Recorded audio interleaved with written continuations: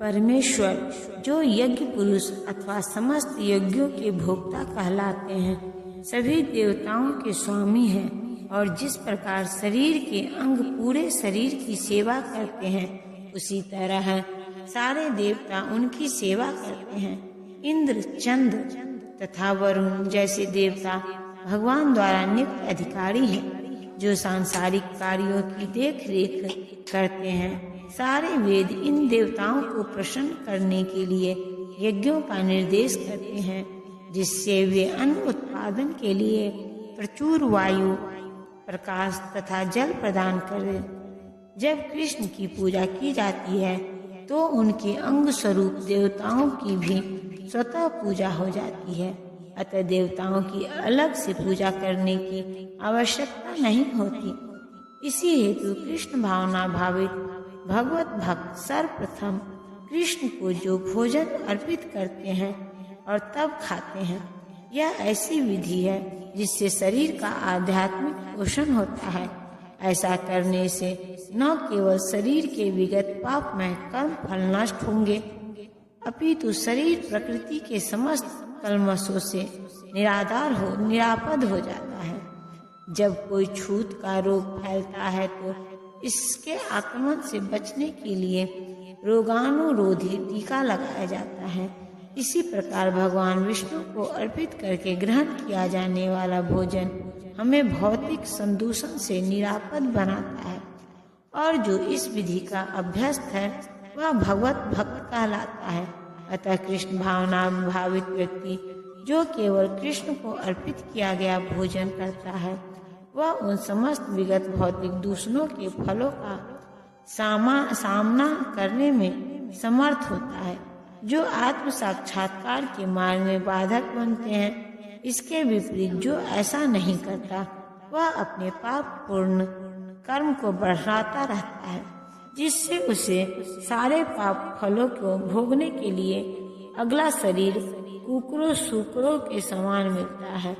यह भौतिक जगत नाना कल्मशों से पूर्ण है, और जो भी भगवान के प्रसाद को ग्रहण करके उनसे निरापद हो लेता है, वह उनके आक्रमण से बच जाता है।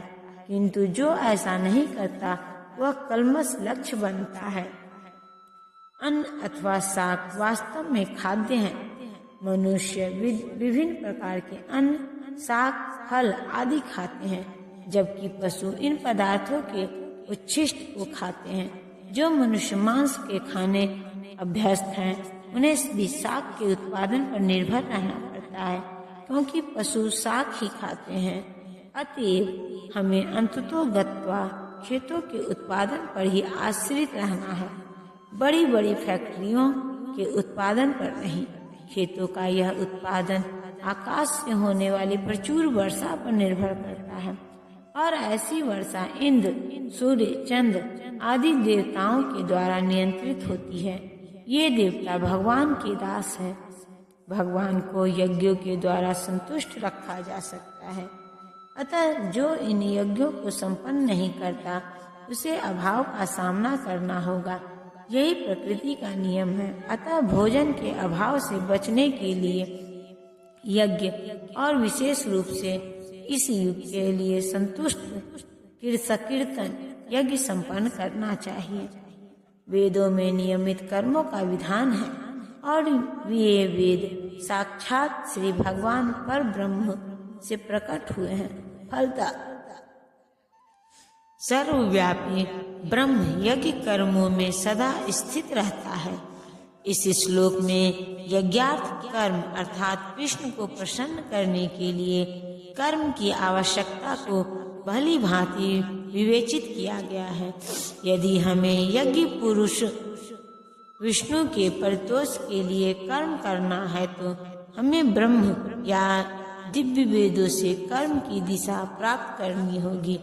अतः सारे वेद कर्मादेशों की संहिताएं हैं। वेदों के निर्देश के बिना किया गया कोई भी कर्म विकर्म या अवैध अथवा पापपूर्ण कर्म कहलाता है। अतः कर्म फल से बचने के लिए सदैव वेदों से निर्देश प्राप्त करना चाहिए। जिस प्रकार सामान्य जीवन में राज्य के निर्देश के अंतर्गत कार्य करना होता है, उसी प्रकार भगवान के परम राज्य के निर्देशन में कार्य करना चाहिए। वेदों में ऐसे निर्देश भगवान के श्वास से अप्रत्यक्ष प्रकट होते हैं। कहा गया है, चारों वेद ऋग्वेद, यजुर्वेद, सामवेद तथा अर्थवेद भगवान के श्वास से उद्भूत है। ब्रह्म संहिता से प्रमाणित होता है कि सर्वशक्तिमान होने के कारण भगवान अपने श्वास के द्वारा बोल सकते हैं।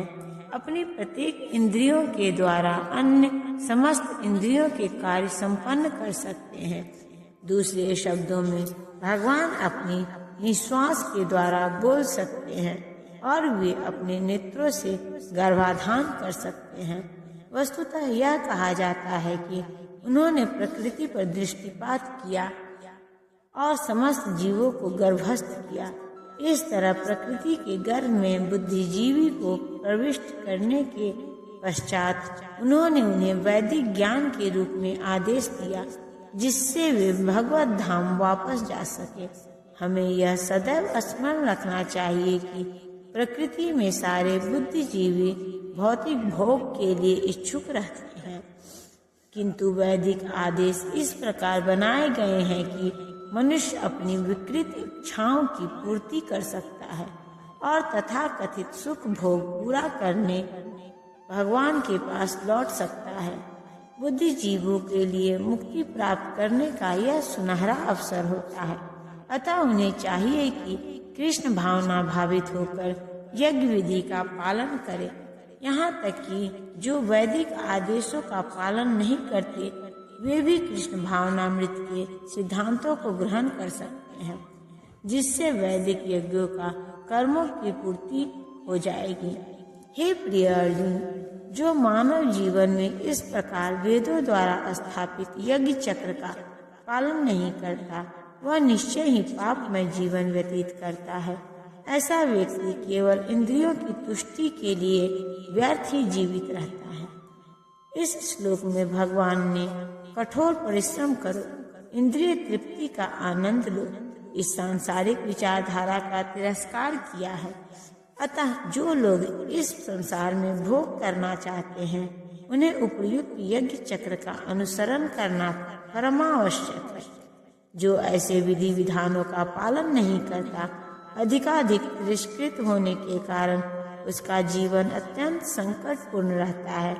प्रकृति के नियमानुसार यह मानव शरीर विशेष रूप से आत्म साक्षात्कार के लिए मिला है, जिसे कर्म योग, ज्ञान योग या भक्ति योग में से किसी एक विधि से प्राप्त किया जा सकता है।